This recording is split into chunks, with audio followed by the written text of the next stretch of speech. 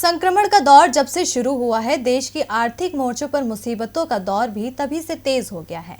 वैसे देश की जीडीपी में गिरावट की शुरुआत तो 2019 से ही हो गई थी, लेकिन ये 5% से नीचे चली गई थी। लेकिन संक्रमण काल में मोदी सरकार ने जब से पूर्णबंदी का ऐलान किया तो अर्थव्यवस्था बुरी तरह से लड़खड़ा गई। लेकिन अब संकेत मिल रहे हैं कि जीडीपी में धीरे धीरे सुधार हो रहा है और देश में एफपीआई में भी तेजी हो रही है। तो क्या है एफपीआई और सरकार को क्या मिली है राहत, देखिए हमारी रिपोर्ट में। भारतीय अर्थव्यवस्था लॉकडाउन के बाद से ही लगातार गोते लगा रही है।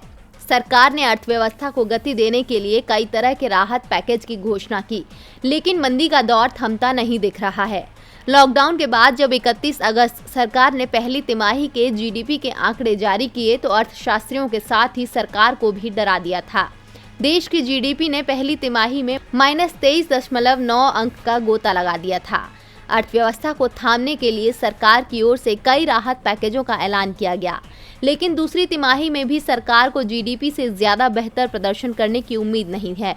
अधिकांश रेटिंग एजेंसियां दूसरी तिमाही में ही भारत की जीडीपी -8 अंक से ज्यादा की गिरावट की भविष्यवाणी कर रही हैं, लेकिन सरकार को तीसरी तिमाही से देश की अर्थव्यवस्था के पटरी पर लौटने की उम्मीद है। इन सब के बीच सरकार के लिए राहत की खबर आई है। विदेशी निवेश को लेकर 1 अप्रैल से अब तक भारतीय इक्विटी मार्केट में 1,40,295 करोड़ रुपए का विदेशी निवेश आया है। ये किसी एक वित्त वर्ष में अब तक का सबसे ज्यादा है। सबसे पहले 2012-13 में एफपीआई में 1,40,033 करोड़ रुपए का निवेश आया था। आपको बता दें कि एफपीआई में फॉरेन इंडिविजुअल इन्वेस्टर्स और फॉरेन इंस्टीट्यूशनल इन्वेस्टर्स दोनों आते हैं। नवंबर महीने में फॉरेन पोर्टफोलियो निवेशकों ने भारतीय बाजार में अपनी हिस्सेदारी बढ़ाई है। नवंबर में ही इंडियन मार्केट में एफपीआई ने 49,553 करोड़ रुपए का निवेश किया है।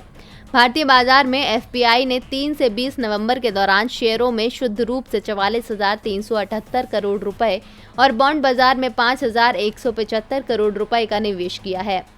इसके बाद अब तक कुल निवेश 49,553 करोड़ रुपए का हो गया है, जिसे लेकर सरकार भी राहत की सांस ले रही है।